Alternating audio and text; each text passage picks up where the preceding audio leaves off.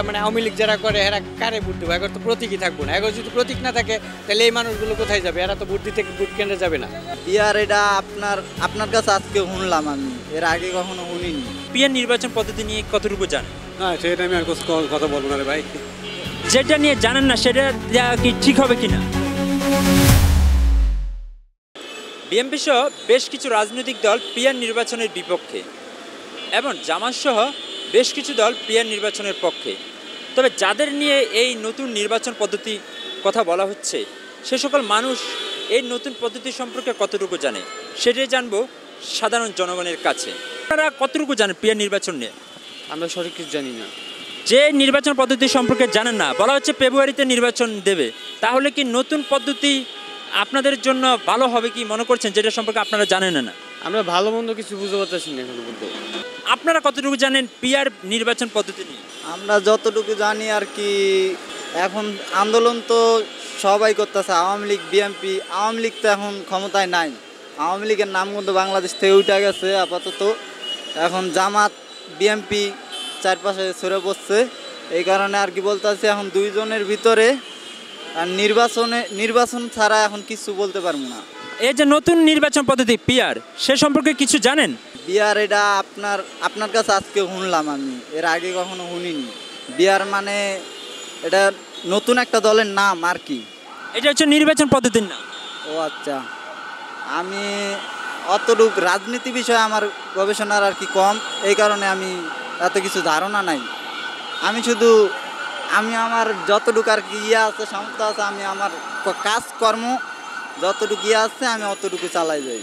নতুন যে নির্বাচন পদ্ধতি পিয়ার, সেটা নিয়ে কিছু জানেন? আসলে এই নির্বাচন তো সম্ভব না। শুনছেন পিয়ারের নাম শুনছেন? হ্যাঁ শুনছি। সেটা সম্পর্কে কি জানেন? পেয়ার মানে আমি তো কিছুটা বুঝি দেই আর কি, মানে এই নির্বাচন সম্ভব না আর কি। কেন সম্ভব? কি সম্ভব কেন? পেয়ার নির্বাচন মানে হলো আপনার হলো ওই আমার মনে পড়তেছে না আর কি, আমি মানে হলো এক দফা আর কি, একবার আইতে পারবো এরকম নির্বাচন না।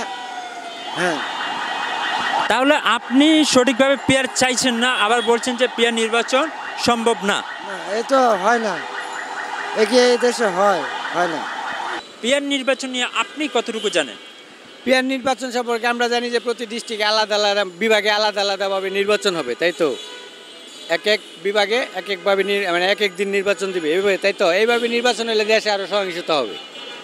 অনেকে বলছে যে পিয়ার বিএনপির জন্য খারাপ হবে, বড় দলগুলোর জন্য, ছোট দলগুলোর জন্য ভালো হবে। আপনারা কি মনে করছেন? বড় দলের ভিতরে তো আপনার বাংলাদেশে দুইটা বড় দল, আগে তিনটা ছিল, এখন দুইটা হয়ে গেছে। এখন দুইটার ভিতরে তো একটা বাতিল করে দিচ্ছে।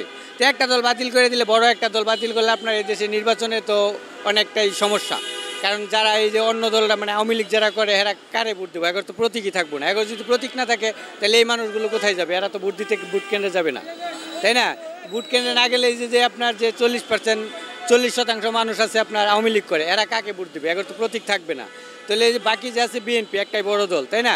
তাহলে তো এরাই থাকবো। আর আছে জামাত শিবিরে তো অসংখ্য মানুষ ভোট দেবে না, কারণ জামাত শিবিরের এই যে জামাতের যে আপনার 4টা ভাগ আছে দল, ওই যে কি কাদিয়ানি মানে ভাগগুলো আছে না, এই জন্যে এই দলের ভিতর সমস্যা। এরা কোনোদিন ক্ষমতায় যাবে না, এরা যতই আশা করুক।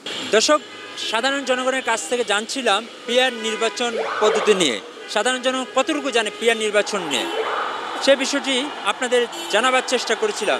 পুরো সময়টা আপনাদের সঙ্গে ছিলাম আমি জুয়েল আজম। আপনারা আমাদেরকে সময় দেওয়ার জন্য অসংখ্য ধন্যবাদ জানাচ্ছি।